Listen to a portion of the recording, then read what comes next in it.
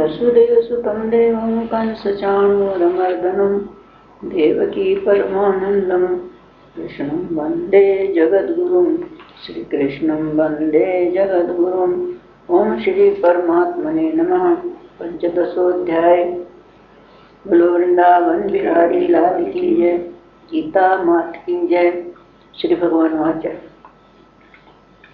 ऊर्ध्वमूलमधः शाखम् अश्वत्थं प्राहुरव्ययम् छन्दांसि यस्य पर्णानि यस्तं वेद स वेदवित्।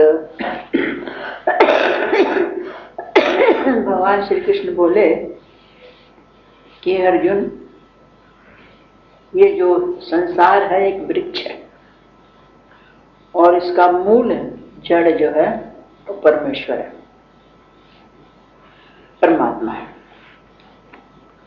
परमात्मा आदि पुरुष नारायण है, नित्य है, अनंत है, असत्य आधार है। तो वृक्ष का आधार मूल जड़, और सबसे ऊपर नित्य धाम में निवास करते हैं। नित्य धाम में उनका निवास है, इसलिए इसका नाम ऊर्ध्व पड़ा। ऊर्ध्व मतलब ऊपर। वो सारे इस संसार वृक्ष के वे कारण है, इसलिए संसार वृक्ष को ऊर्ध्व मूल वाला कहा। जो उसका मूल परमात्मा वो सबसे ऊपर है, नित्य निवास है उसका, वही आधार है, इसलिए इस संसार के वृक्ष को ऊर्ध्व मूल वाला कहते हैं। इसकी जड़ ऊपर है और एक मोटी शाखा होती है सबसे, वो है ब्रह्मा, मुख्य शाखा। कहते हैं कि परमेश्वर से सबसे पहले मूल जड़, जो जड़ निकलती है, मूल से जो सबसे पहले शाखा निकलती है वो तना होता है मोटा। तो सबसे पहले ब्रह्मा की सृष्टि हुई और परमात्मा से नीचे के लोक में वास उनका ब्रह्मा का। इसलिए परमात्मा की अपेक्षा अधर का हमको नीचे, इसलिए इस संसार, वही इस संसार का विस्तार करते हैं ब्रह्मा जी।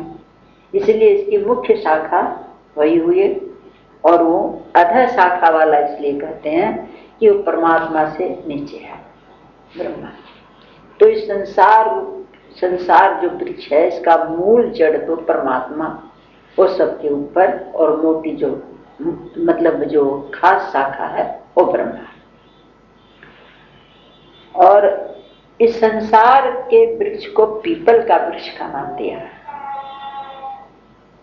अश्वत्थ है मतलब ये चल है, और वृक्षों के पत्ते जो है ना वो हवा नहीं चले तो स्थिर रहते हैं, मगर पीपल का पत्ता कभी स्थिर नहीं रहता, हिलता ही रहता। इसी तरह से ये संसार है, ये भी इसकी परंपरा चल रही है, चलता ही रहता है, मतलब ये कभी स्थिर नहीं रह सकता, चलता ही रहता है। इसलिए इसको पीपल का वृक्ष कहा, अश्वत्थ। और इसको अविनाशी भी कहा, ये भी अविनाशी है। क्यों? इसका मूल कारण परमात्मा अविनाशी, तो जैसा कारण होगा वैसा ही कार्य होगा। तो जब कारण खत्म नहीं होगा, उसकी जड़ खत्म नहीं हो सकती, तो वृक्ष कैसे खत्म होगा? तो परमात्मा अविनाशी है और फिर इसकी परंपरा इस संसार वृक्ष की कब से चली आ रही है कुछ नहीं कहा जा सकता। इसलिए, और ये कब तक चलती रहेगी इसका भी कोई ठीक नहीं है, इसलिए इसको अविनाशी कहा जाता है। तो ये संसार वृक्ष अविनाशी है।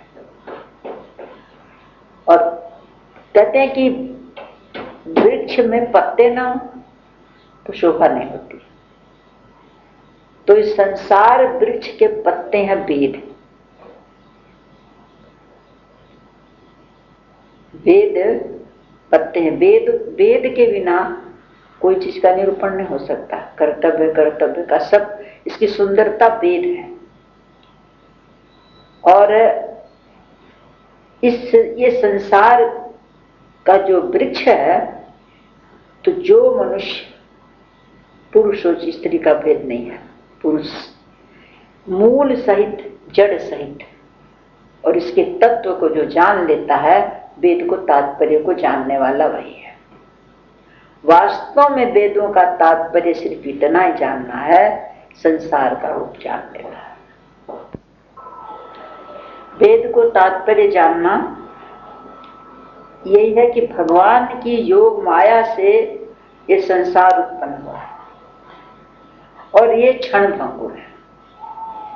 भगवान की योग माया से उत्पन्न हुआ, मनुष्य का बनाया, उसमें कुछ नहीं है, और क्षण भंगुर है, नाशवान है, और इसमें सुख नहीं है, दुख रूप है।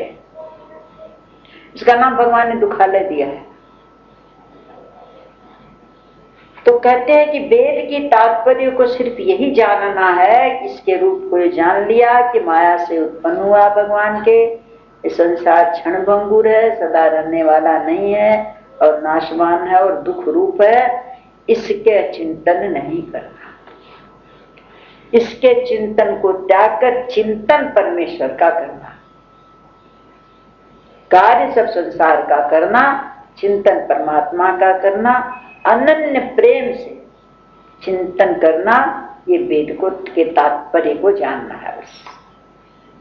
और ज्यादा जानना वेद का तात्पर्य नहीं जानना।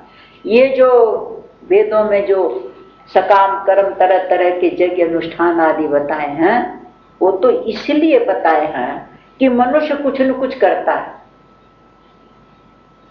बिना करे नहीं रहता।